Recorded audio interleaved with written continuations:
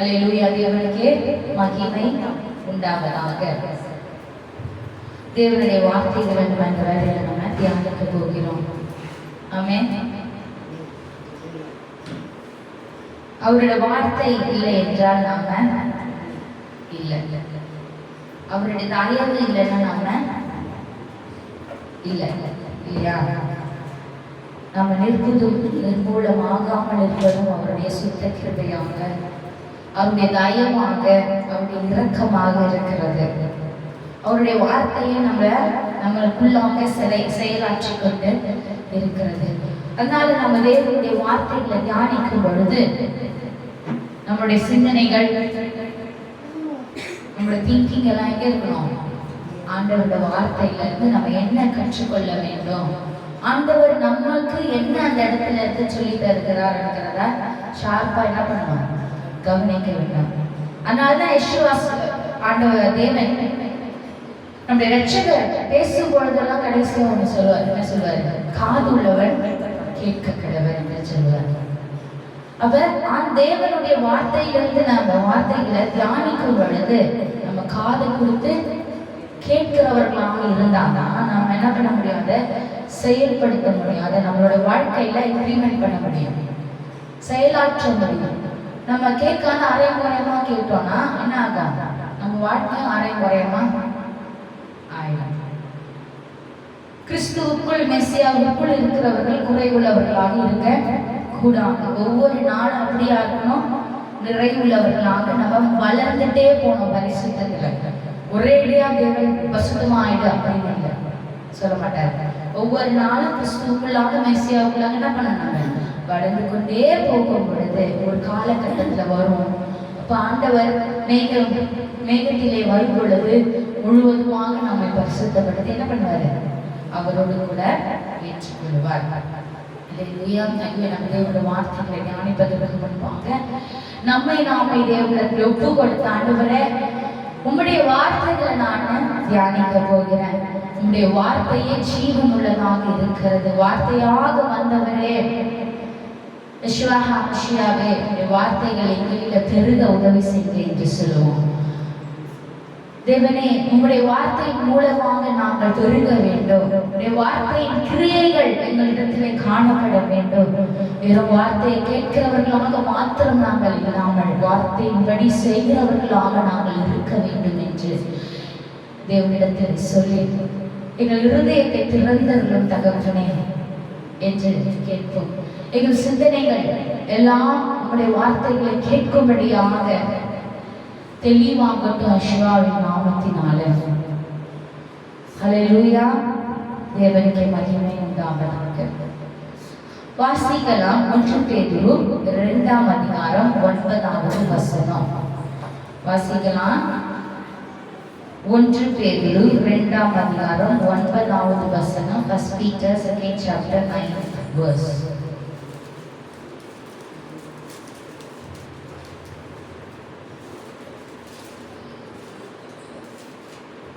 வார்த்தைகளை சொல்லும் போது வேதத்தை திறந்து பார்த்து என்ன பண்ணணும்? வாசிக்கணும், பார்க்கணும், வார்த்தைகளை பார்க்கணும். வாசிக்கலாமா?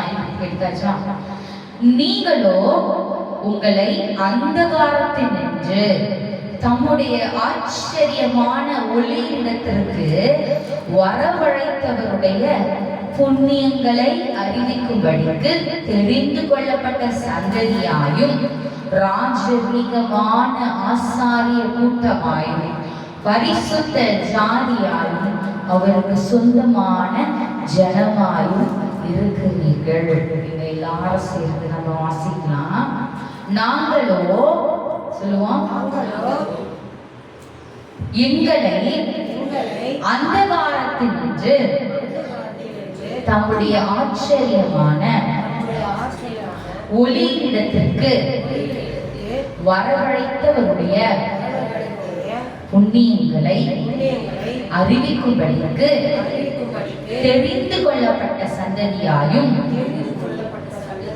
ராஜரீகமான ஆசாரிய கூட்டமாயும் பரிசுத்த ஜாதியாயும் அவருக்கு சொந்தமான ஜனமாயும் இருக்கிறோம். ஹல்லேலூயா. இப்ப இந்த வசனத்துல இருந்து நாம பார்க்கும் பொழுது தேவன் நம்மை எங்க இருந்து எங்க அழைத்தார் என்பது நமக்கு தெளிவாக புரியும். எங்க இருந்து எங்க அழைச்சாரு? நம்மளை எங்க இருந்து எங்க அழைத்திருக்கிறார்? அந்தகாரத்தினின்று. அந்தகாரம் என்றால் என்னது?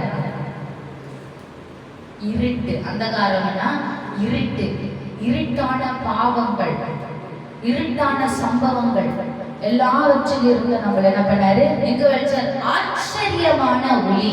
இந்த என்ன மாதிரியான ஒளி? லைட் போட்டா வர அந்த ஒளி கிடையாது. என்ன ஒளி இது? ஆச்சரியமான ஒளி. ஆச்சரியமான ஒளி யாரு? நம்முடைய மீட்பரான நம்முடைய யெஷுவா ஹமஷியா. இப்படி ஆச்சரியமான ஒளியிடத்திற்கு வரவழைத்தவருடைய, அந்தகார இருட்டிலிருந்து நம்மளை ஆச்சரியமான ஒளியிடத்திற்கு வரவழைத்தவருடைய அவருடைய புண்ணியங்களை அறிவிக்கும்படிக்கு, அவருடைய நன்மைகளை அவர் என்ன செய்தார், எப்படிப்பட்ட தேவன் அவர், எதற்காக இந்த பூமியிலே வந்தார், என்ன நம்ம அவரை ஏற்றுக்கொள்ளுகிறவர்கள் என்ன தருகிறார், எதற்காக பாடுபட்டார், எதற்காக அடிமைப்பட்டார், எதற்காக தன்னுடைய ஜீவனை தந்தார் என்பதை எல்லாம் அறிவிக்கும்படியாக தெரிந்து கொள்ளப்பட்ட சந்ததியாயும், நம்மளாம் தெரிந்து கொள்ளப்பட்டிருக்கிறோம். எப்படி? தெரிந்து கொள்ளப்பட்ட சந்ததியாயும் ராஜரீகமான ஆசாரிய கூட்டம், ஆசாரிய கூட்டம். ஆசாரிய கூட்டம் என்றால் என்னன்னு தெரியும் நினைக்கிறேன். அப்புறம் பரிசுத்த ஜாதி. ஆசாரிய கூட்டம் என்றாலும் பரிசுத்த ஜாதி. அவருக்கு சொந்தமான ஜனமாயும் இருக்கிறோம். யாருக்கு சொந்தமான ஜனம்? நம்மை படைத்தவருடைய, இந்த உலகத்தையே வானத்தை பூமியை படைத்தவருக்கு சொந்தமான ஜனமாக அவரை ஏற்றுக்கொண்டவர்கள் இருக்கிறார்கள். அப்ப அந்த சொந்தமான ஜனமாக நாம இருக்கணும் என்றால் நம்ம இதுல போட்டிருக்கபடி தெரிந்து கொள்ளப்பட்ட சந்ததி, ஆசாரியர்கள். தெரிந்து கொள்ளப்பட்ட சந்ததி என்ன? ஆசாரியர்கள். ஆசாரியர்களாக நம்மை தேவன் ஏற்படுத்த வாஞ்சையுள்ளவராக, விருப்பமுள்ளவராக இருக்கிறார். இன்றைக்கு இந்த ஷபாத்துக்கான, இந்த ஓய்வு நாளுக்கான தலைப்பு என்னவென்றால் ஆசாரியர்கள். என்னது? ஆசாரியர்கள். எபிரேய மொழியில கோஹனீம் என்று சொல்லப்படும். கோஹன் என்றால் ஆசாரியன், கோஹனீம் என்றால் ஆசாரியர்கள். ஆங்கிலத்தில் பிரீஸ்ட் என்று சொல்லப்படும். சரி, இந்த ஆசாரியர்களை பற்றிதான் நம்ம இன்னைக்கு தியானிக்க போகிறோம். ஏன்னா ஆண்டவர் என்ன சொல்லி இருக்கிறாரு? அவர் தெரிந்து கொள்ளப்பட்ட ஜாதி எப்படிப்பட்ட ஜாதியா இருக்கு, எப்படிப்பட்ட ஜனமா இருக்கு? ஆசாரிய கூட்டம். ஆசாரியர்கள். ஆசாரியர்கள் என்றால் என்ன தெரியுமா? யாருக்கு தெரியும் ஆசாரியர்கள்? ஆசாரியர்கள்லாம் யாரு? பூசாரிங்களா? எந்த ஒண்ணா வரல. ஆசாரியர்கள்.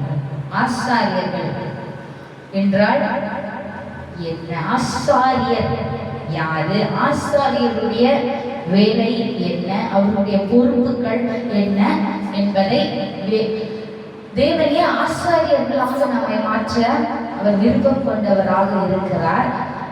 அப்ப ஆசாரியர்கள் என்ன செய்தாங்க? அப்ப அதை தான் நம்மளும் இங்க செய்யணும். அதனாலதான் எப்படி இருக்கணும் என்பதை ஆசாரியர்களாக நான் தெரிந்து கொள்ளப்பட்ட ஜனம் இருக்கும் அப்படின்னு சொல்லியிருக்கிறப்ப, ஆசாரியரும் எப்படிப்பட்டவர்கள், அவங்களுடைய பொறுப்புகள் என்ன, அவருடைய வேலை என்ன என்பதை வேதத்தினுடைய வார்த்தையினுடைய வெளிச்சத்துல நம்ம இன்றைக்கு பார்க்க போகிறோம். ஹல்லேலூயா. சரி, ஆசாரியன் கோஹன். ஆசாரியர் யார்? ஆசாரியர்கள் என்றாலே தேவனை சேவிக்கிறவர்கள். ஆசாரியர்கள் என்றாலே ஹோகன் என்றாலே தேவனை சேவிக்கிறவர்கள். இந்த ஆசாரியர்களே பார்த்தா 2 டைப் இருக்காங்க. ஒன்று சாதாரண ஆசாரியர்கள், இன்னொன்னு பிரதான ஆசாரியர். சாதாரண ஆசாரியர்கள், பிரதான ஆசாரியர்.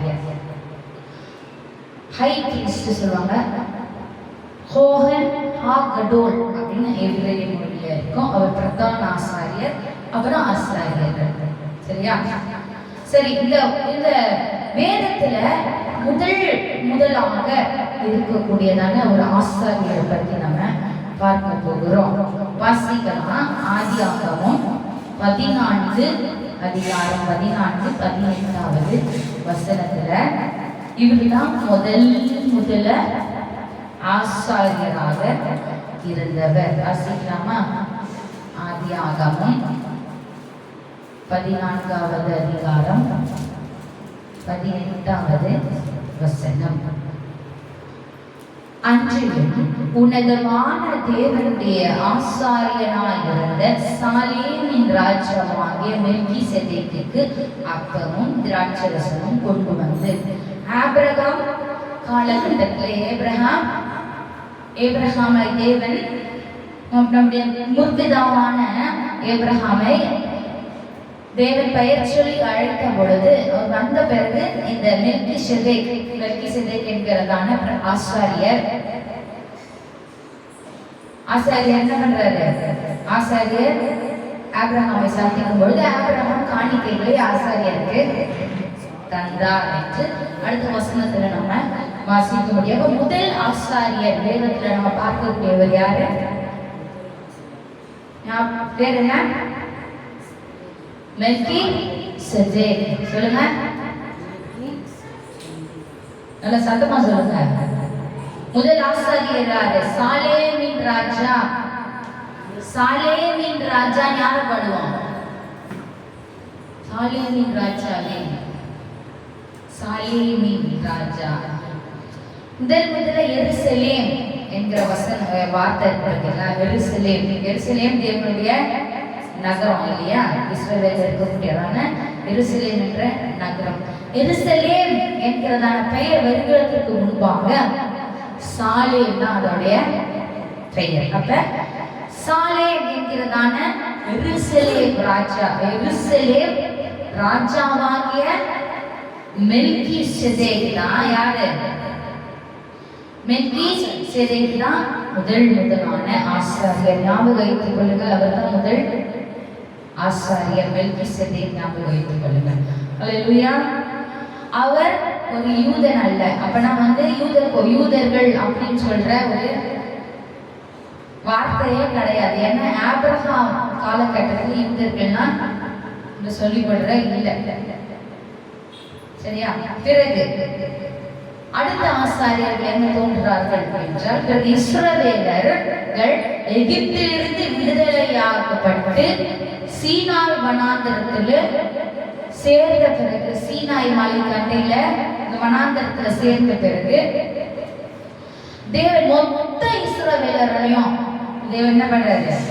மொத்தமான இஸ்ரவேலர்களையும் ஆசாரியர்களாகவும் பரிசுத்த சாதியமாகவும் எனக்கு இருப்பீர்கள் என்று சொன்னாங்க. யாரு? மொத்த இஸ்ரவேலர்களும் எப்படியா இருப்பாங்களா? ஆசாரியர்களாக தான் தேவன் என்ன பண்ணாரு? இஸ்ரவேலர்களை சொன்னார், மொத்த இஸ்ரவேலர்கள். ஆனா இஸ்ரவேலர்களுக்கு மோசே மூலமா சொல்ல சொன்னார். வாசனை யாத்திராகமம் 19 அதிகாரம் 6வது வசனம். அதுல 19 வசனத்துல பார்த்தா, இஸ்ரவேல் புத்திரர் எகிப்து தேசத்தில் இருந்து புறப்பட்ட 3ஆம் மாதம் 1ஆம் தேதியிலே சீனாய் வனாந்தரத்துல சேர்ந்தார்கள். அப்ப சீனாய் வனாந்தரத்தில் இருக்கும் பொழுது 6வது வசனம் வாசிக்கலாம். நீங்கள் எனக்கு ஆசாரிய ராஜ்யமும் பரிசுத்த ஜாதியுமாய் இருப்பீர்கள் என்று இஸ்ரவேல் புத்திரரோடு சொல்ல வேண்டிய வார்த்தைகள் என்றார். அப்ப இஸ்ரவேலர்கள் மொத்தமாகவும் எனக்கு ஆண்டவர் சொல்றாரு, எனக்கு இஸ்ரவேலர் மொத்தமே ஆசாரியர்கள் தான். ஆசாரியர்கள் மட்டும் பரிசுத்த ஜாதி. எப்படி 1 பேதுருல பார்த்தோம், நீங்கள் ஆச்சரியமான ஆசாரிய கூட்டமாய பரிசுத்த ஜாதியமாய். அதே வசனம் எங்க என்ன இருக்குது? பழைய ஏற்பாட்டு வசனம், தோராவில் இருக்கக்கூடியதான வசனம் புதிய ஏற்பாட்டுல நியூ டெஸ்டமெண்ட்ல என்ன இருக்குது? பிரதிபலிக்கிறது. அல்லேலூயா. ஆனால் இந்த இஸ்ரவேலர்கள் தங்களுக்கு கிடைத்த இந்த ஆசாரியத்துவத்தை இழந்து விட்டார்கள். ஆண்டவர் எல்லாரும் எல்லா ஆசாரியர்களா இருந்தாங்க அப்படின்னு சொன்னாரு. ஆனா இஸ்ரவேலர்கள் என்ன பண்ணிட்டாங்க? என்ன பண்ணிட்டாங்க? அந்த ஆசாரியத்துவத்தை இழந்துட்டாங்க. ஆசாரியர்களே அந்த தேவன் தந்த அந்த ஸ்தானத்தை இழந்து விட்டார்கள். எப்படி இழந்தார்கள் தெரியுமா? ஏன் அந்த ஆசாரியத்துவத்தை இழந்தாங்க? நல்லா யோசிச்சு பாருங்க. சீனாய் வனாந்தரத்துல என்ன நடந்தது? அந்த அப்ப என்ன நடந்ததுன்னு யோசிச்சீங்கன்னா ஏன் அந்த ஆசாரியத்துவத்தை இழந்தாங்க என்பதும் தெரிய வரும். இப்ப சீனாய் வனாந்தரத்துல என்ன நடந்தது? சீனாய் மலையாண்டில என்ன நடந்தது? ஏன் இஸ்ரவேலர்கள் அந்த ஆசாரியத்துவத்தை இழந்தாங்க அப்படின்னு கொஞ்சம் சிந்திச்சு பாருங்க. பொன் கன்று குட்டியை செய்து அவர்கள் வணங்கினபடியினால இஸ்ரவேலருக்கு மொத்த இஸ்ரவேலருக்கு கொடுக்கப்பட்டதான ஆசாரியத்துவம் பிடுங்கப்பட்டது. யாத்ராகமம் 32ஆம் அதிகாரம் 7 இருந்து 35 வரைக்கும் வாசிச்சோம்னா, யாத்ராகமம் 32ஆம் அதிகாரத்துல 7 இருந்து 5 வரைக்கும் வாசிச்சோம்.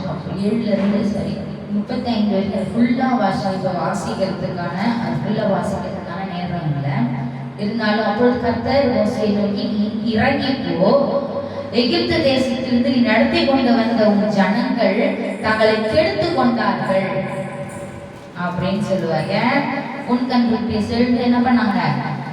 நிர்வாணமா ஆடிக்கொண்டு இருந்தாங்க எல்லாரும். அதனால மோசே என்ன செய்தாரு? அவர் கொண்டு வந்த தேவன் தந்த 10 கற்பனைகளின் பலகைகள் என்ன பண்ணாரு? எடுத்து தூக்கி அந்த பொன் குட்டி செய்யறாங்க பார்த்தீங்களா, அங்க தூக்கி அதிலே போடுவாரு. அப்புறம் அந்த கண்ணுக்குட்டி எல்லாம் நிறைய தேய்ச்சி நல்லா தூளாக்கி தண்ணியில கலந்து வச்சுக்கணும். அன்றைக்கு மோசே கேட்கும் பொழுது, யார் என்னிடத்தில், அதாவது தேவனிடத்திற்கு வருகிறவர்கள் யார் என்று கேட்கும் பொழுது, அந்த கூட்டத்துல சேர்ந்தவங்க யாரு? லேவியர்கள் தான். என்ன பண்ணாங்க? மோசே நட்டையிலே மனம் திரும்பினவர்களாக, தேவனிடத்திலே மனம் திரும்பப்பட்டவர்களாக வந்தவர்கள் லேவியர்கள். அதனால தான் அந்த ஆசாரியத்துவம் இஸ்ரவேலின் 12 கோத்திரத்திலே ஒரே ஒரு கோத்திரமான லேவி கோத்திரத்துக்கு மாத்திரம் தேவன் தந்தார். ஏன்னா அவங்க மனம் திரும்பி தேவனிடத்துல வந்ததுனால. ஆசாரியர்கள் தேவனுடைய சேவர்களாக இருக்கிறார்கள் என்று அர்த்தம். முன்னாடி சொன்னேன் இல்லையா? ஆரோன் தான் அந்த பொன்கன்றுக்குட்டியை செய்தார்.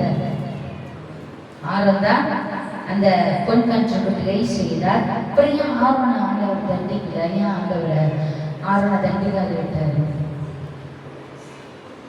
ஏன்னா மோசே வரும் பொழுது அவங்கதான் செஞ்சாங்க. என்னுடைய நான் போட்ட அந்த மாதிரி வந்துருச்சு, கட்டுக்கிட்டே வந்துச்சு, எனக்கு அதுக்கு சம்பந்தம் இல்லாத மாதிரி பேசுறது. ஆனா ஆரோன் தான் பிரதான ஆசாரியரா இருக்க வேண்டும் என்று யார் சொன்னாங்க? தேவன் நியமித்தார். யார் ஒருத்தங்க ஒரு காரியத்துல இன்டென்ஷனோட செய்றாங்களோ, இருதயத்துல, மோசே ஆரோனுக்கு தெரியும் தன்னுடைய பிரதர், தன்னுடைய தம்பியான மோசே கண்டிப்பா மேல இருந்து வருவாரு. இந்த மாதிரியான ஜனங்கள் அவங்களோட திருப்பி வேணும்னு சொல்லிட்டு நினைச்சிருக்கலாம் இல்லையா?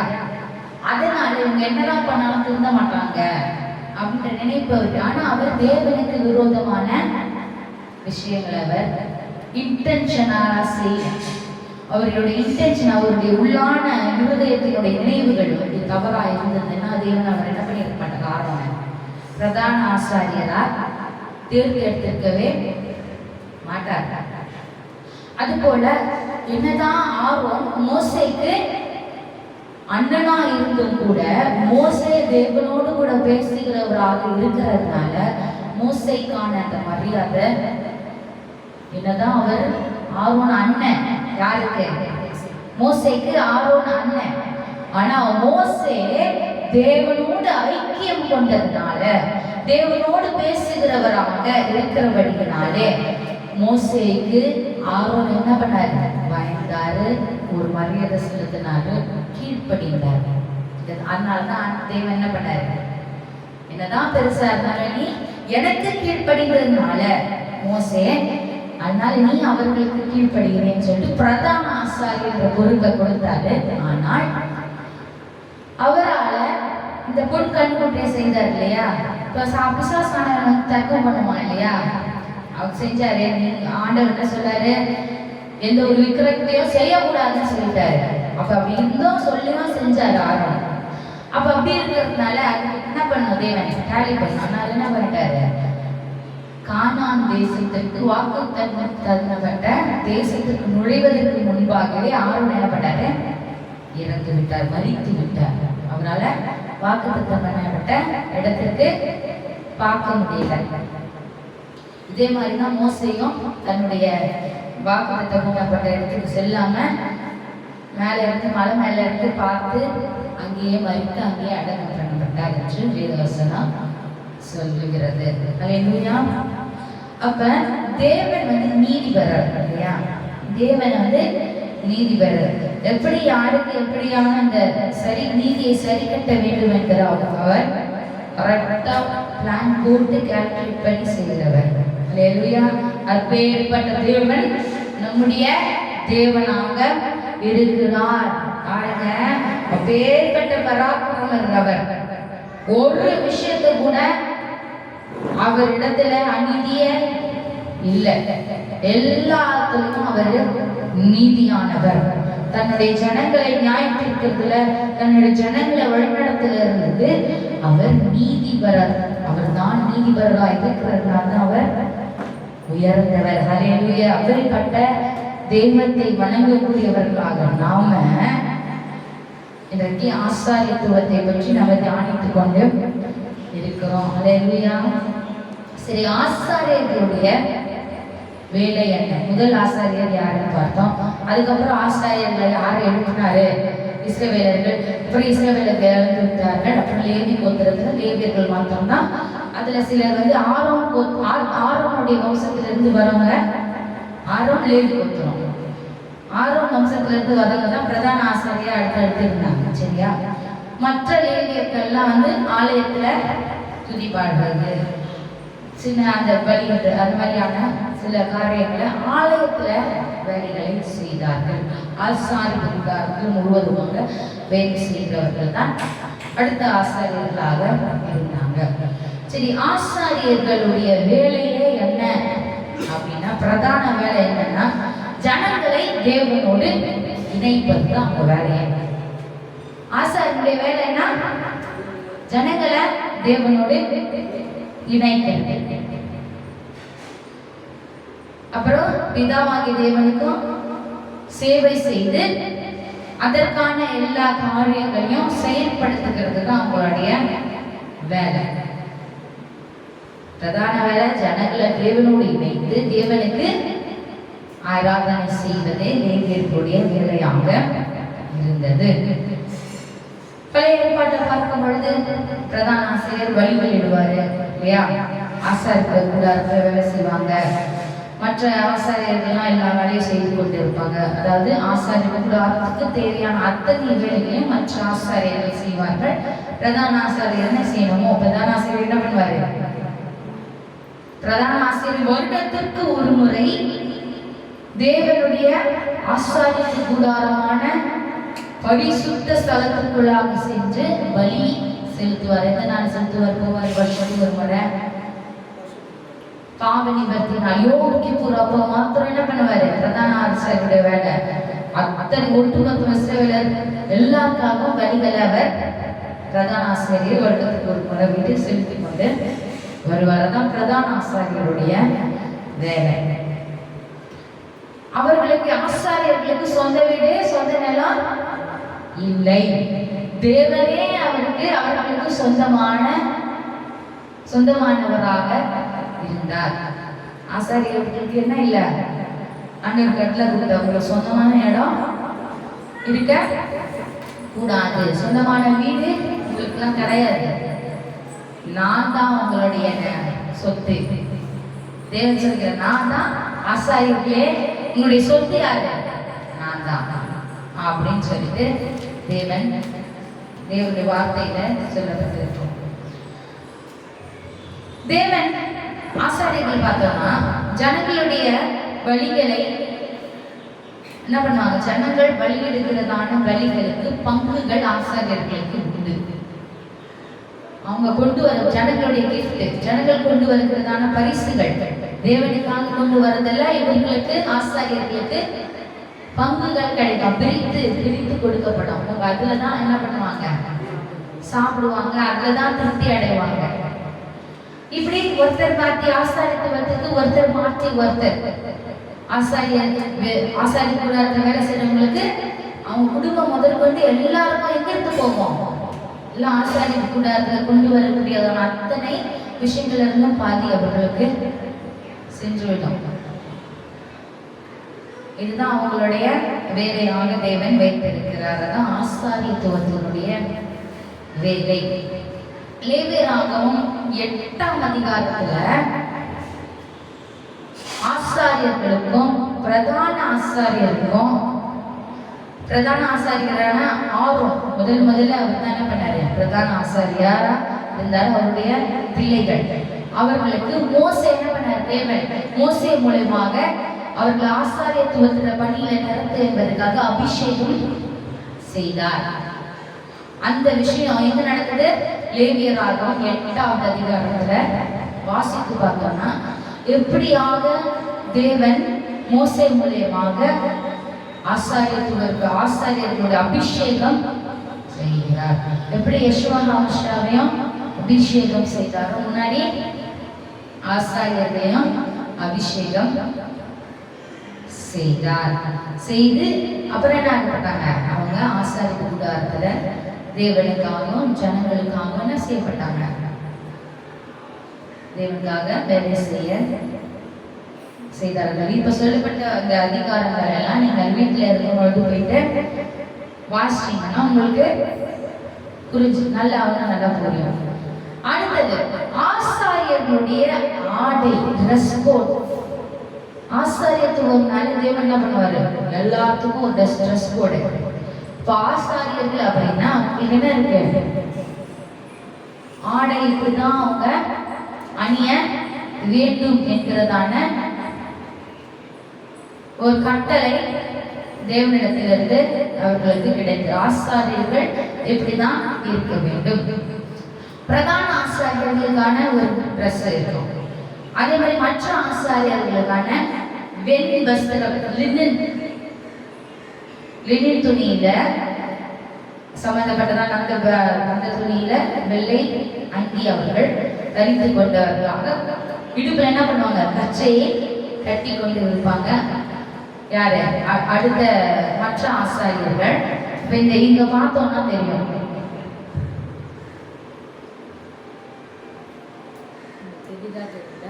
இப்ப இங்க பாருங்க, அந்த சைடு பார்த்தா வெள்ளை அங்கி இருக்குதா, இந்த சைடு பார்த்தா ஆசாரியர்களுடைய ஆடை பாருங்க. அவங்களும் இந்த மாதிரியான ட்ரெஸ் உள்ள போட்டு அதுக்கு மேல ஒரு டியூனிக்ஸ் அதுக்கு மேல போட்டு அதுக்கு மேல இந்த ஏர்போர்ட்னு சொல்லுவாங்க. அப்புறம் 12 கற்கள் பதிக்கப்பட்டதான மார்க் கவசங்கள். அப்புறம் இந்த ஆசாரியர்கள் மீது கீழே ஒரு மாதுளை பழத்தை போல அப்புறம் ஒரு வெள்ளு அவங்களுக்கு இருக்கும், கீழே தொங்க விட்டப்பட்டிருக்கும். தலையில பாத்தீங்கன்னா ஒரு டர்பன் கட்டியிருப்பாங்க. தலையில பாத்தீங்கன்னா ஒரு டர்பன் கட்டி அதுல ஒரு பொன்னினால் செய்யப்பட்ட ஒரு பிளேட். தேவனுக்கு என்று யாவேவுக்கு பரிசுத்தமானவர்கள், யாவேவுக்கு பரிசுத்தம் அப்படின்றத வார்த்தையானது உங்களுடைய நெற்றியில எழுதப்பட்டிருக்கும். நல்லா பார்த்துக்கோங்க. ஆசாரியத்துவத்தினுடைய ட்ரெஸ் கோடு இதான். யாத்ராகமம் 28வது அதிகாரம்.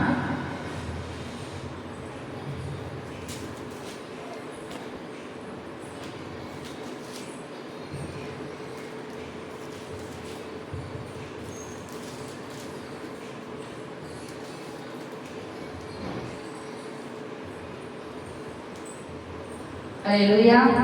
28வது அதிகாரத்தை நம்ம வாசிக்கலாம். இந்த அதிகாரம் முழுவதுமாக நம்ம வாசிக்கலாம். ஆசாரியத்துவத்தினுடைய ட்ரெஸ் கோடு மிகவும் முக்கியம். அதுல நிறைய அர்த்தங்கள் உண்டு. உன் சகோதரனாகிய ஆரோன் எனக்கு ஆசாரிய ஊழியம் செய்யும்படிக்கு நீ ஆரோனையும் அவனோட கூட அவன் குமாரனாகிய நாதாப், அபியூ, எலியாசார், இத்தாமார் என்னும் ஆரோனின் குமாரரை இஸ்ரவேல் புத்திரர்களுக்கு பிரித்து உன்னிடத்தில் சேர்த்துக் கொள்வாயாக. உன் சகோதரனாகிய ஆரோனுக்கு மகிமையும் அலங்காரமாய் இருக்கும் பொருட்டு பரிசுத்த வஸ்திரங்களை உண்டு பண்ணுவாயாக. ஆரோன் எனக்கு ஆசாரிய ஊழியம் செய்யத்தக்கதாக அவரை பரிசுத்தப்படுத்தும்படி அவருக்கு வஸ்திரங்களை உண்டாக்கும் பொருட்டு நான் ஞானத்தின் ஆவியால் நிரப்பின விவேகமான இருதயம் உள்ள யாவரோடும் நீ சொல்லுவாயாக. அவர்கள் உண்டாக்க வேண்டிய வஸ்திரங்களாவன மார்பதக்கமும் ஏபோத்தும் அங்கியும் விசித்திரமான உள் சட்டையும் பாகையும் இடைக்கச்சையுமே. உன் சகோதரனாகிய ஆரோன் எனக்கு ஆசாரிய ஊழியம் செய்யும்படி அவருக்கும் அவர் குமாரருக்கும் பரிசுத்த வஸ்திரங்களை உண்டு பண்ண வேண்டும். அவர்கள் பொன்னும் இளநீல நூலும் இரத்தாம்பர நூலும் சிவப்பு நூலும் மெல்லிய பஞ்சு நூலும் சேகரிப்பார்களாக. ஏபோத்தை பொன்னினாலும் இளநீல நூலாலும் இரத்தாம்பர நூலாலும் சிவப்பு நூலாலும் திரித்த மெல்லிய பஞ்சு நூலாலும் விசித்திர வேலையாய் செய்ய கடவர்கள். அது ஒன்றாக இணைக்கப்படும் பொருட்டு 2 தோள் துண்டுகளின் மேலும் அது 2 முனைகளிலும் சேர்க்கப்பட வேண்டும்.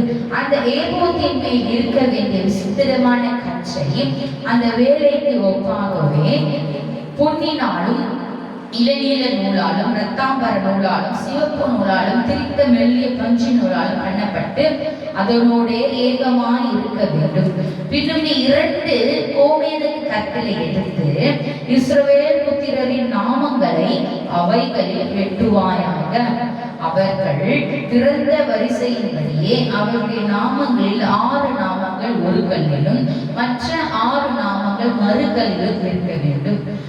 ரத்தினங்களிலும் முத்திரை வெட்டுகிறவர்கள் செய்யும் வேலைக்கு ஒப்பாக அதை 2 கற்களிலும் இஸ்ரவேல் புத்திரரின் நாமங்கள் வெட்டி அவைகளை கோலைகளில் பதிப்பாயாக. ஆரோன் கர்த்தருக்கு முன்பாக தன் 2 தோள்களின் மேலும் இஸ்ரவேல் புத்திரரின் நாமங்களை ஞாபகக்குறியாக சுமந்து வர அந்த 2 கற்களையும் ஏபோத்து தோள்களின் மேல் அவர்களை நினைக்கும்படியாக கற்களாக வைக்க கடவாய். பொன்னினால் வளையங்களை பண்ணி சரியான அளவுக்கு பின்னல் வேலையான 2 சங்கிலிகளையும் பசும் பொன்னினால் உண்டாக்கி அந்த சங்கிலிகளை அந்த வளையங்களில் பூட்டுவாயாக. நியாய நீதிமார் பதக்கங்கத்தையும் விசித்திர வேலையாய் செய்வாயாக. அதை ஏபோத்து வேலைக்கு ஒப்பாக பொன்னினாலும் இளநூலாலும் இரத்தாம்பர நூலாலும் சிவப்பு நூலாலும் திரித்த மெல்லிய பஞ்சு நூலாலும் செய்வாயாக. அது சதுரமும் இரட்டையும் ஒரு சான் நீளமும் ஒரு சான் அகலமுமாய் இருக்க வேண்டும். அதிலே 4 பத்தி ரத்தின கற்களை நிறைய பதிப்பாயாக. முதலாம் பத்தி பத்மராகவும் புஷ்பராகவும் மாணிக்கமும், 2ஆம் பத்தி மரகதமும் இந்திரநீலும் வஜ்ரமும், 3ஆம் பத்தி கெம்பும் வைடூரியமும் சுதந்தியும், 4ஆம் பத்தி படிக பச்சையும் கோமேதகமும் எஸ்பியுமாய் இருப்பதாக. இவைகள் அந்தந்த பத்தியில் பொன்னினாலே பதித்திருக்க வேண்டும். இந்த கற்கள் இஸ்ரவேல் புத்திரருடைய நாமங்களின்படியே 12ம் அவர்களுடைய நாமங்கள் அவைகளில் வெட்டப்பட்டவைகளுமாய் இருக்க வேண்டும். 12 கோத்திரங்களில் ஒவ்வொன்றுடைய நாமம் ஒவ்வொன்றிலும் முத்திரை வெட்டாய் வெட்டி இருக்க வேண்டும். மார்பதகத்திலிருந்து அதன் பக்கங்களிலே பின்னல் வேலையாக பசும்பொன் சங்கிலிகள் வளையங்களையும் பண்ணி, அந்த மார்பதக்கத்திற்கு 2 பொன் வளையங்களையும் பண்ணி, அந்த 2 வளையங்களையும் மார்பதக்கத்தின் 2 பக்கங்களிலே வைத்து, பொன்னினால் செய்த அந்த 2 பின்னல் வேலையாக சங்கிலிகளையும் மார்பதக்கத்தின் பக்கங்களில் இருக்கிற 2 வளையங்களிலும் மாட்டி, அவ்விரண்டு பின்னல் வேலையான சங்கிலிகள் 2 நுனிகளை ஏபோத்து தோல் துண்டின் மேல் அதில் முன்புறத்தில் இருக்கிற 2 வளையங்களில் மாட்டுவாயாக. நீ 2 பொன் வளையங்களை பண்ணி அவைகளை ஏபோத்தின் கீழ்ப்புறத்திற்கு எதிரான பதக்கத்தினுடைய மற்ற 2 பக்கங்களிலும் அதனுடைய ஓரத்தில் உள்ளாக்கி வைத்து, வேறு 2 பொன் வளையங்களை பண்ணி அவைகளை ஏபோத்தின் முன்புறத்து 2 கீழ்ப்பக்கங்களில் அதன் இணைப்புக்கு எதிராக ஏபோத்தின் விசித்திரமான கச்சைக்கு மேலாகவும் வைத்து, மார்பதக்கம் ஏபோத்தின் விசித்திரமான கச்சைக்கு மேலாக இருக்கும்படிக்கும் அது ஏபோத்தில் இருந்து நீங்காதபடிக்கும் அதன் வளையங்களால் ஏபோத்து வளையங்களோடு இளநீல நாடாவினால் கட்ட வேண்டும். ஆரோன் பரிசுத்த ஸ்தலத்திற்குள் பிரவேசிக்கும் போது இஸ்ரவேல் புத்திரரின் நாமங்களை தன் இருதயத்தின் மேலிருக்கும் நியாய வீதி மார்பகத்திலே கர்த்தருடைய சன்னிதானத்திலே ஞாபகக்குறியாக எப்போதும் தரித்துக் கொள்ள கடவர். நியாய வீதி மார்பகத்திலே ஊரீம் தும்மீம் என்பவைகளை வைப்பாயாக. ஆரோன் கர்த்தருடைய சன்னிதானத்திலே பிரவேசிக்கும் போது அவைகள் அவர் இருதயத்தின் மேல் இருக்க வேண்டும். ஆரோன் தன் இருதயத்தின் மேல் இஸ்ரவேல் புத்திரருடைய நியாய வீதியை கர்த்தருடைய சன்னிதானத்தில் எப்போதும் தரித்துக் கொள்ள வேண்டும். ஏபோத்தின் கீழ் அங்கியை முழுவதும் இளநீல நூலால் உண்டாக்க கடவாய். தலை நுழைகிற அதன் துவாரம் அதன் நடுவில் இருக்கவும், அதன் துவாரத்து நெய்யப்பட்ட வேலையான ஒரு நாடா சுற்றிலும் இருக்கவும் வேண்டும். அது கிழியாதபடிக்கு மார்க்கவசத்தின் துவாரத்துக்கு ஒத்ததாக இருக்க வேண்டும். அதன் கீழாரங்களில் நீ இளநீல நூலால், இரத்தாம்பர நூலால், சிவப்பு நூலால் வேலையால் செய்யப்பட்ட மாதளம் பழங்களையும் அவைகளுக்கு இடையே சுற்றிலும் பொன் மணிகளையும் அதன் ஓரங்களில் சுற்றிலும் தொங்கும்படி பண்ணி வைக்க வேண்டும். அங்கின் ஓரங்களில் சுற்றிலும் ஒரு பொன்மணியும் ஒரு மாதுள பழமும் ஒரு பொன்மணியும் ஒரு மாதுள பழமாய் தொங்குவாயாக. ஆரோன் ஆராதனை செய்ய கர்த்தருடைய சந்நிதியில் பரிசுத்த ஸ்தலத்திற்கு பிரவேசிக்கும் போதும் வெளியே வரும் பொழுதும் அவன் சாகாதபடிக்கு அதில் சத்தம் கேட்கும்படிக்கு அதை தரித்துக் கொள்ள வேண்டும். பசு பொன்னினால் ஒரு பட்டத்தை பண்ணி கர்த்தருக்கு பரிசுத்தம் என்று அதிலே முத்திரை வெட்டாக வெட்டி அது பாகையில் இருக்கும்படி அதை இளநீல நாடாவினால் பாகையின் முகப்பிலை கட்டுவாயாக. இஸ்ரவேல் புத்திரர் தங்கள் பரிசுத்த காணிக்கைகளாக படைக்கும் பரிசுத்த மாணவிகளின் தோஷத்தை ஆரோன் சுமக்கும்படி அது ஆரோனுடைய நெற்றியின் மேல் இருப்பதாக. கர்த்தருடைய சந்நிதியில் அவர்கள் அங்கீகரிக்கப்படும்படி அது எப்பொழுதும் அவர் நெற்றியின் மேல் இருக்க வேண்டும். மெல்லிய பஞ்சு நூலால் விசித்திரமான உள் சட்டையையும் மெல்லிய பஞ்சு நூலால் பாகையையும் உண்டாக்கி இடைக்கச்சையை சித்திரத்தை வேலையாக பண்ணுவாயாக. ஆரோனுடைய குமாரனுக்கும் மகிமையும் அலங்காரமாய் இருக்கும் பொருட்டு அங்கிகளையும் இடைக்கச்சைகளையும் உள்ளாக்களையும் உண்டு பண்ணுவாயாக. உன் சகோதரனாகிய ஆரோனும் அவரோட கூட அவர் குமாரரும் எனக்கு ஆசாரிய ஊழியம் செய்யும்படிக்கு நீ அந்த வஸ்திரங்களை அவர்களுக்கு உடுத்தி அவர்களை அபிஷேகம் செய்து அவர்களை பிரதிஷ்டை பண்ணி அவர்களை பரிசுத்தப்படுத்துவாயாக. அவர்களுடைய நிர்வாணத்தை மூடும்படிக்கு இடுப்பு தொடங்கி முழங்கால் மட்டும் உடுத்த சணல் நூல் செல்லடங்களையும் உண்டு பண்ணுவாயாக. ஆரோனும் அவர் குமாரரும் பரிசுத்த ஸ்தலத்திலே ஆராதனை செய்ய ஆசரிப்பு கூடாரத்துக்குள் பிரவேசிக்கும் போதும் பலிபீட தண்டைக்கு சேரும் போதும் அக்கிரமமும் சுமந்து அவர்கள் சாகாதபடிக்கு அவைகளை தரித்திருக்க வேண்டும். இது அவருக்கும் அவருக்கு பின்வரும் சந்ததிக்கும் நித்திய கட்டளை. ஒரு ஆசாரியர்கள் எப்படி இருக்க, அவங்களுடைய ஆடை எப்படி இருக்க வேண்டும் என்பதுல தேவன் என்ன பண்றாரு, ரொம்ப முக்கியமா ஒரு விஷயத்தையும் என்ன பண்றாரு, யோசிச்சு எப்படி பண்ணணும், அப்படி பண்ணணும், அதை செய்யணும், அதை செய்யணும், அதை இவங்களோட அந்த நாளை இணைக்க வேண்டும். எத்தனை ஒரு ட்ரெஸ்ஸுக்கு இல்லையா? இப்போ பார்த்தோம் இல்லையா, நாங்கள் ஒவ்வொரு அவங்களுடைய நிர்மாணம் தெரியக்கூடாது. பேண்ட் அவங்களுக்கு உள்ளான ஒரு அங்கி, ஃபுல்லாக மூடக்கூடியதான அங்கி, இன்றைக்கு அநேக சபைகளில் பாதி அரைகுறைமா பிரிச்சுன்னு இருக்காங்க. என்ன பண்ணணும் தெரியுமா? தேவனை ஆராதிக்கும் பொழுது முழுசா மூட வேண்டும். முழுசா ஃபுல் கவர் பண்ணணும். எக்ஸ்போஸ் பண்ற மாதிரி அதையும் நம்ம என்ன பண்ணக்கூடாது, ஓடக்கூடாது. ஏன்னா நம்மையும் ஆண்டவர் என்ன பண்றாரு? ஆசாரியத்திற்காக கூட்டமாக நம்மை அழைத்திருக்கிறார். அல்லேலூயா, அல்லேலூயா. இப்ப நம்ம பார்க்கும் பொழுது அந்த ஆடை எப்படிப்பட்டதா இருக்கு? இப்ப நம்ம பார்க்கிற 2 வகையா இருக்கு. இப்ப இன்னும் நம்ம தெளிவா ஒண்ணு ஒரு இதுல பார்க்கலாம். இதை பார்த்தோம்னா தெரியும் உங்களுக்கு. இங்க 2 கல் இருக்கு பார்த்தீங்களா? இந்த கல்லுல அந்த பின்னல் மாதிரி கோல்டுல வந்து இந்த மார்பதிகத்துல 12 கற்கள் பதிந்த மார்க்கவசம். அப்புறம் அவங்களுடைய இடைக்கச்சை வெள்ளு மாதுள பழுப்பை போல தொங்குகிறதான இடையிடையே வைக்கணும்னு சொன்னார் கதையவரே. வெள்ளு வைக்கணும், அதுக்கப்புறம் மாதுளை பழத்தை போல இருக்கக்கூடியதான ஒரு துணியினால் செய்யப்பட்ட ஒரு விஷயம் அங்கே தொங்க விட வேண்டும். கையை வந்து எவ்வளவு தூரம் இருக்கணும்? ஃபுல்லா இருக்கணும். நெற்றியில டர்பன் தரிக்கப்பட்டு என்ன இருக்குது? அந்த கோல்டுல கச்சை என்ன இருக்குது? பாகை. கத்தருக்கு பரிசுத்தம், யாவைக்கு பரிசுத்தம் என்கிறதான இது எழுதப்படும். இது எப்போதும் ஆர்வம் உள்ள வரும் பொழுதெல்லாம் சுமந்து கொண்டு வர வேண்டும். இருதயத்துல சுமந்துட்டு வரணும். 12 கோத்திரங்களையும் தன் இருதயத்துல சுமக்கிறவர்களே ஆசாரியர்கள். அப்புறம் அவர்களுடைய சிந்தனைகள் நெற்றியில கர்த்தருக்கு பரிசுத்தனா என்ன?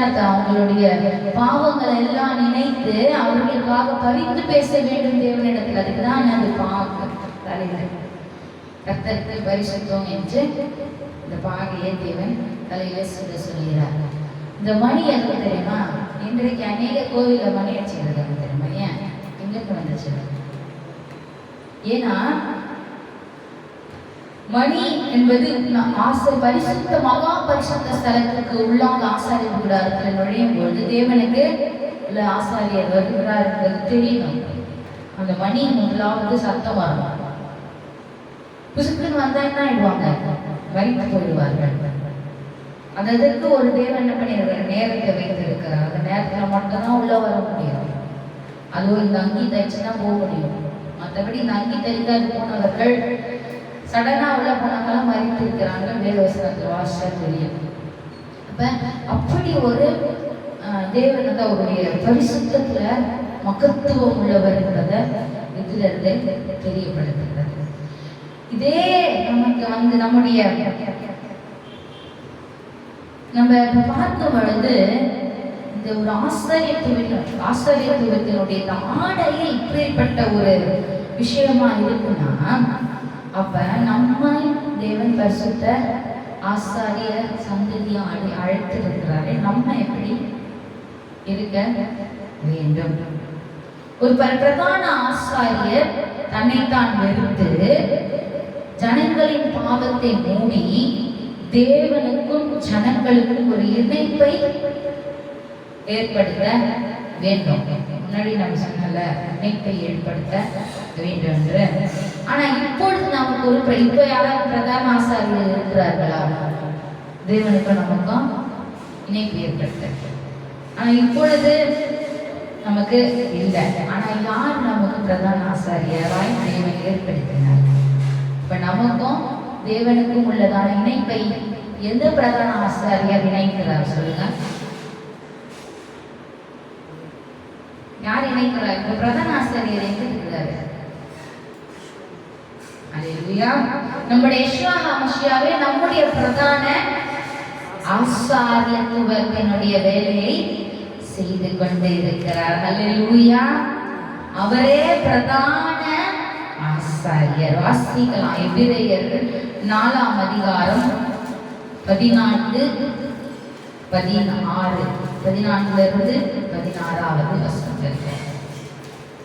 எபிரேயர் 4ஆம் அதிகாரம் 14வது வசனத்திலிருந்து 16வது வசனம் வரைக்கும்.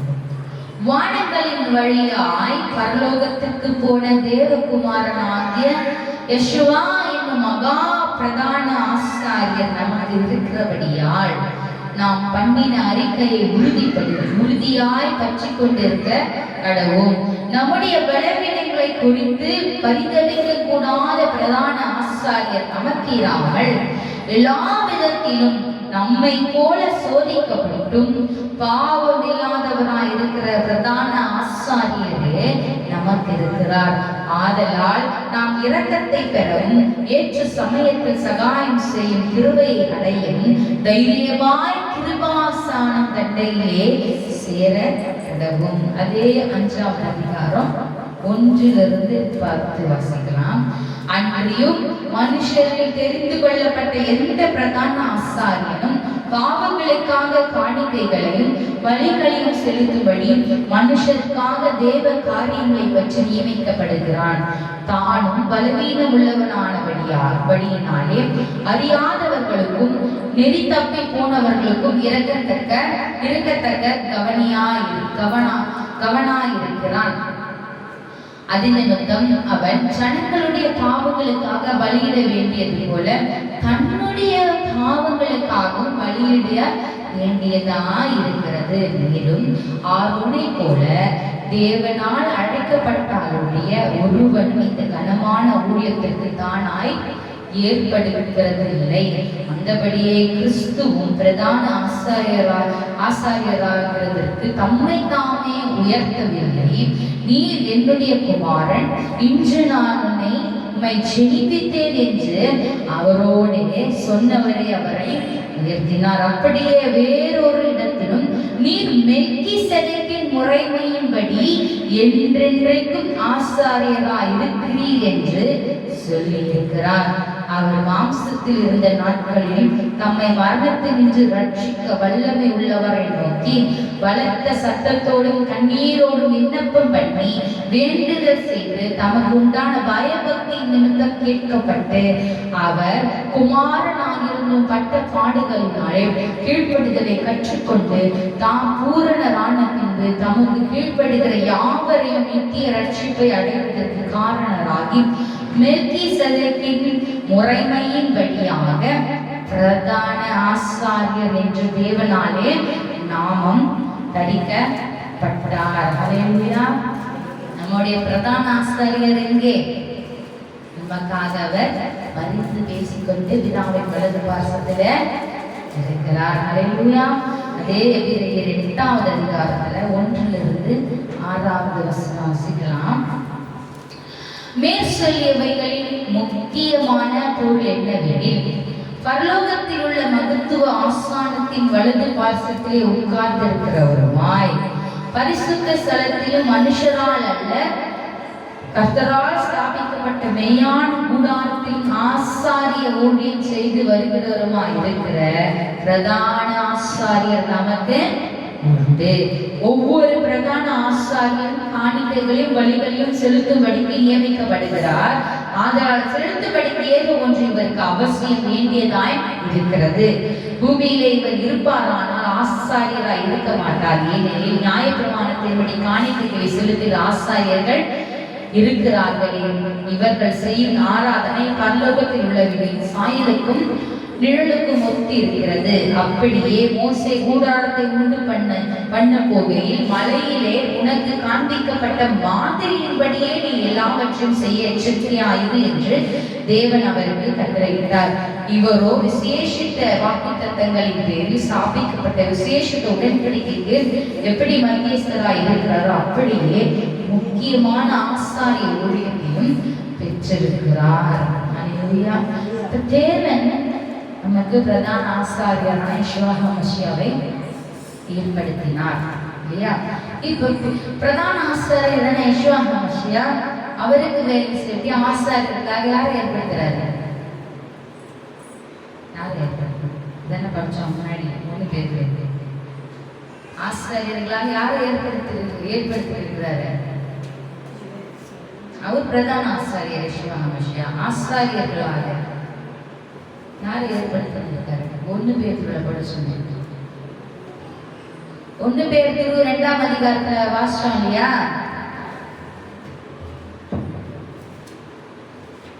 ஒன்று பேதுரு 2 யார ஆசாரியர்களாக ஏற்படுத்துகிறார்? இப்ப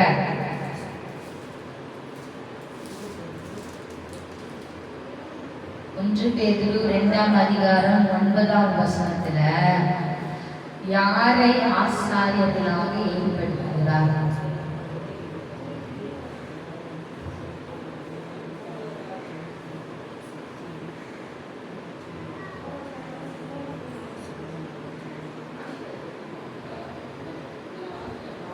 அவ்வளவுதான் ஏற்படுத்திருக்கிறார். ஆசாரியர் ஆச்சரியமான ஆசாரிய கூட்டமாயும் பரிசுத்த ஜாதியுமாய் இருக்கிறது. யார சொன்னாரு? நம்மளதான் சொல்றாரு. இப்ப நம்மளதான் ஆசாரியர்களா இருந்தார் இல்லையா?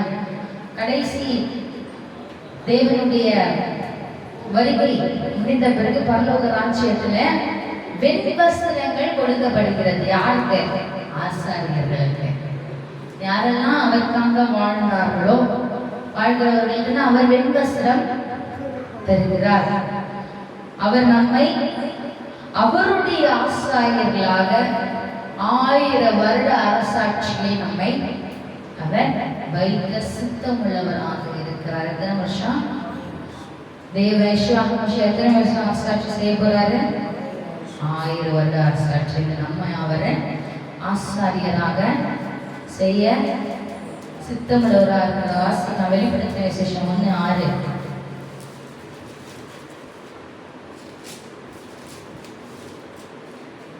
வெளிப்படுத்தின விசேஷம் 1ஆம் அதிகாரம் 6வது வசனத்துல நம்மிடத்தில் அன்பு கூர்ந்து தமது இரத்தத்தினாலே நம்முடைய பாவங்களற நம்மை கழுவி தம்முடைய பிதாவாகிய தேவனுக்கு முன்பாக நம்மை ராஜாக்களும் ஆசாரியர்களுமாக்கின அவருக்கு மகிமையும் வல்லமையும் என்றென்றைக்கும் உண்டாயிருப்பதாக ஆமென் என்று சொல்றாரு. அதே வெளிப்படுத்தின விஷயம் 5:10 வச்சுக்கலாம்.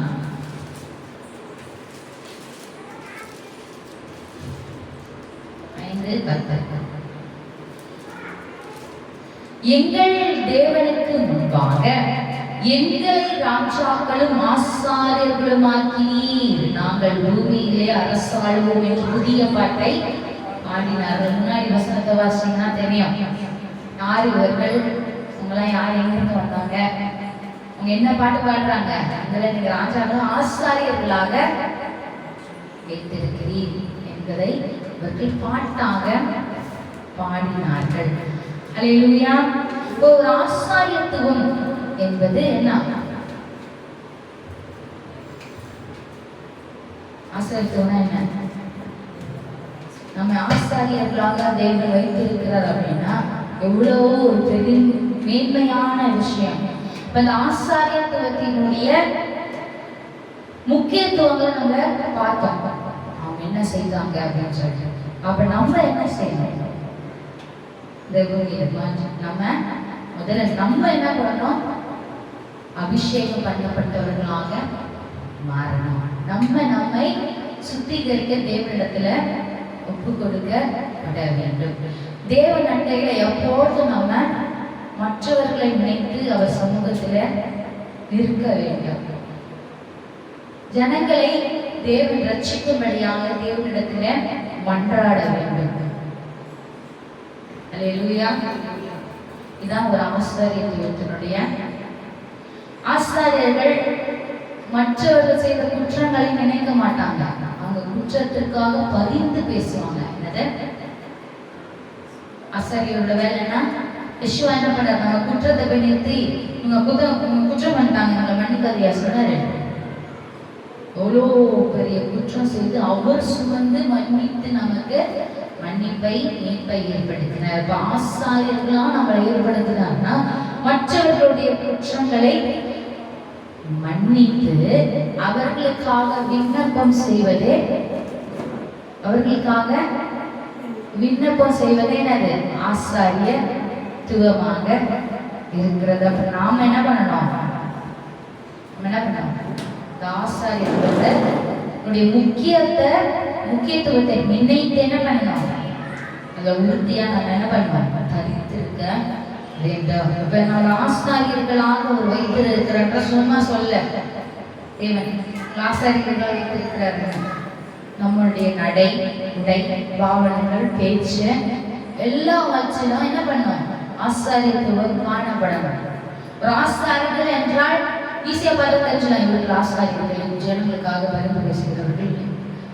அதிகாரத்துல வாசனம் அவங்களுடைய ட்ரெஸ் கோட் அப்படி இருக்கும். அதே மாதிரி நாமும் நம்முடைய நடவடிக்கைகள், நம்முடைய பேச்சுகளை பார்த்தா இவர்கள் தேவனுடைய ஆசாரியர்கள், தேவன் நமக்காக பேசுகிறவர்கள் என்கிறது தெரியணும். அப்ப நம்ம இப்படிப்பட்ட ஆசாரியத்துவத்தை இஸ்ரவேலர்கள் எப்படி இழந்து போனார்கள் அப்படி நம்ம இழந்து போக முடியுமா? ஏன்னா இந்த ஆசாரியத்துவம் நமக்கு நம்முடைய செயலினால் கிடைத்தது அல்ல. நம்முடைய பிரதான ஆசாரியரான நம்முடைய யெஷுவா ஹமஷியா பாடுபட்டு, கீழ்ப்படிந்து, அடிக்கப்பட்டு, நொறுக்கப்பட்டு, அவமானப்படுத்தப்பட்டு வாங்கி தந்த கிருபை. அப்ப அந்த கிருபை என்ன பண்ணக்கூடாது? நம்ம போக்கு கிடைக்கக்கூடாது. அதுல நம்ம என்ன பண்ணுவோம்? அந்த ஆசாரியத்துவத்துல வளர வேண்டும். ஹல்லேலூயா. அவருக்கு மாத்திரமே என்ன செய்ய வேண்டும்? நம்ம மகிமை செலுத்த வேண்டும். அவருக்கு மாத்திரமே நம்ம என்ன செய்ய வேண்டும்? கனம் செலுத்தணும். அன்றாட வாழ்க்கையில நம்ம செய்யக்கூடிய விஷயங்கள் எல்லாம் தேவனை மகிமை படுத்தக்கூடியதாக காரியங்களை நம்ம சேர்த்து கொண்டே வரும்பொழுது ஒரு காலகட்டத்துல நம்ம தேவனை மாத்திரம்தான் மகிமைப்படுத்துறவங்களாக மாறிடும். ஏதோ அவருக்கு பிடிக்கலையோ அதெல்லாம் கட் பண்ணிட்டே வந்துடணும். அல்லேலூயா. அப்படி செய்வோமானால் நாம் தேவனுடைய ஆசாரியர்களாக அவரோடு கூட ஆட்சி செய்கிறவர்களாக நாம் இருப்போம். நாமே இந்த வேலையில ஒப்பு கொடுத்து தேவனிடத்திலே அன்பு தகப்பனே, பரலோகத்தின் பிதாவாகிய தேவனை எங்களை தாழ்த்துகிறோம். உயர்ந்திருப்பீராக. மகத்துவமான ஆசாரியத்துவத்தை இஸ்ரவேலருக்கு தந்தீர். ஆனால் இஸ்ரவேலர்களோ உமக்கு பிரியமில்லாத காரியத்தை செய்த அந்த ஆசாரியத்துவத்தை இழந்து விட்டார்கள். எங்களுக்கோ ஆண்டவரே உண்மை தெரிந்திருக்கிற அநேகருக்கு எங்களுடைய கிரியினால் அல்ல, உம்முடைய இரக்கத்தினால், யெஷுவா ஹமஷியாவுடைய பலியினால, இரக்கத்தினாலும் தியாகத்தினாலும் ஆசாரியத்துவத்தை எங்களுக்கு தந்திருக்கிறது. அதை நாங்கள் எழுந்து போகக்கூடாது தகப்பனே. ஆசாரியத்துவத்தினுடைய முக்கியத்துவம் என்ன என்பதை நாங்கள் அறிந்து எங்களை பரிசுத்தப்படுத்தி எங்களை உமக்கு எப்போதும் உமக்கு பரிசுத்தமாக நாங்கள் எப்படி வைத்துக் கொள்ள வேண்டும் என்கிறதான சிந்தனையிலே நாங்கள் ஒவ்வொரு நாளும் இருந்து எங்களுடைய பேச்சுக்கள், நடக்கைகள் எல்லாவற்றிலையும் உண்மை பிரதிபலித்து தகப்பனே உம்முடைய ராஜ்யத்தின் சேவைகளை செய்து ஆசாரியத்துவத்தை நாங்கள் நீர் எங்களுக்கு தந்திருக்கிற அந்த தகுதியில்லாத எங்களுக்கு அந்த தகுதியை தந்திருக்கிறதை நாங்கள் பொறுப்போடு நாங்கள் அதில் நடக்க வேண்டும். அதற்கு எங்களுக்கு ஞானத்தை கொடுங்க. மற்றவர்களுக்காக பரிந்து பேச வேண்டும். மற்ற ஜனங்களை தகப்பனே உங்களுடைய சமூகத்திலே சேர்க்க நாங்கள் ஆண்டவரே அதற்காக பிரயாசப்பட வேண்டும், பரிதவிக்க வேண்டும். பரிசுத்தமாக்குகிற தெய்வமே, நான் பரிசுத்தர் ஆகையால் நீங்களும் பரிசுத்தமா இருங்கள் என்று சொன்னவர் என்னை பரிசுத்தப்படுத்துங்க. மற்ற ஜனங்களையும் நாங்கள் உங்களுக்குள்ளாக வழிநடத்த ஞானம், தெளிந்த புத்தியை தாங்க. நாங்கள் எல்லாம் ஞானத்தில் குறைவுள்ளவர்கள் தகப்பனே. நீரே ஐஸ்வர்யத்தில் ஆண்டவரே ஞானத்தில் ஐஸ்வர்யம் உள்ளவர், கிருபை ஐஸ்வர்யம் உள்ளவர். கிருபையாக இருந்தோம் நீங்க வழி நடத்தும் தகப்பன் யெஷுவாவின் நாமத்தினால் உமக்கே என்றென்றும் நாங்கள் மகிமை செலுத்துகிறோம். உமக்கே என்றென்று நாங்கள் துதியையும் கனத்தையும் ஏறெடுக்கிறோம். யெஷுவாவின் நாமத்தினால் பிதாவே, ஆமென். ஹல்லேலூயா.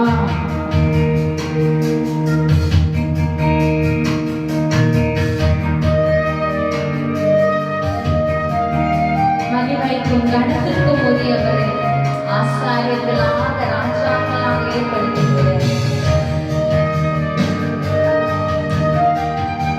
யாராக இருக்கிறோம்?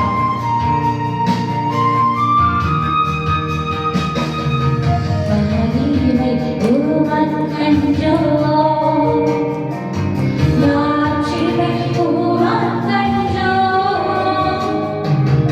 மகிமை உமக்கன்றோ, மாட்சிமை உமக்கன்றோ.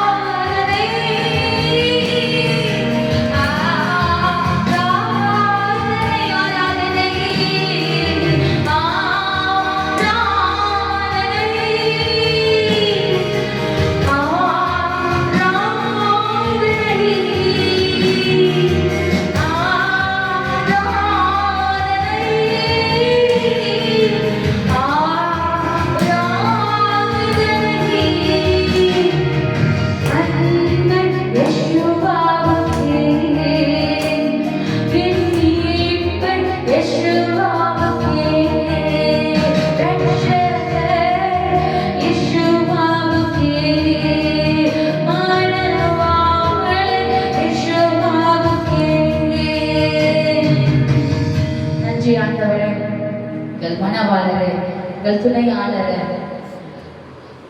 தகப்பனே, உம்மை அறியாத ஜனங்கள் அநேகர் உண்டு. உம்மை அறிந்து பின்வாங்கி போன ஜனங்களும் உண்டு. தகப்பனே, இரக்கங்கள் தேவை, மனதுருக்கங்கள் தேவை. மனமிறங்கி அவர்களை சேர்த்துக் கொள்வீராக. ஆத்தும மீட்படைய அவர்கள் அண்டையில் உண்மையான ஊழியக்காரர்களை அனுப்பி மறுபடியுமாக இடத்திலே சேர்த்துக் கொள்ள கிருபை செய்க தகப்பனே. ஆண்டவரே, ஒரு வார்த்தையை நாங்கள் தெரிந்து உதவி செய்க. யெகோவா மசியாவே, உடைய அடிச்சுவடுகளை தொடர்ந்து வரும்படியாக உம்முடைய மாதிரிகளை நாங்கள் பின்பற்றுவர்களாக இருக்க உதவி செய்க. இந்த தாழ்த்த ஒரு நீர் மாற்ற உயர்ந்திருக்கிறாங்க.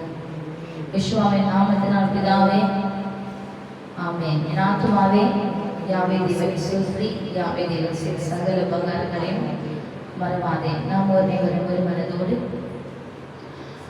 அடனாய் உங்களை ஆசீர்வதித்து உங்களை காக்க கடவர். அடனாய் தம்முடைய முகத்தை உங்கள் மேல் பிரகாசிக்க பண்ணி உங்கள் மேல் கிருபையாய் இருக்க கடவர். அடனாய் தம்முடைய முகத்தை உங்கள் மேல் பிரசன்னமாக்கி உங்களுக்கு சமாதானம் கட்டளையிட கடவர். அல்லேலூயா. நீங்கள் ஷபாத் ஷலோம்.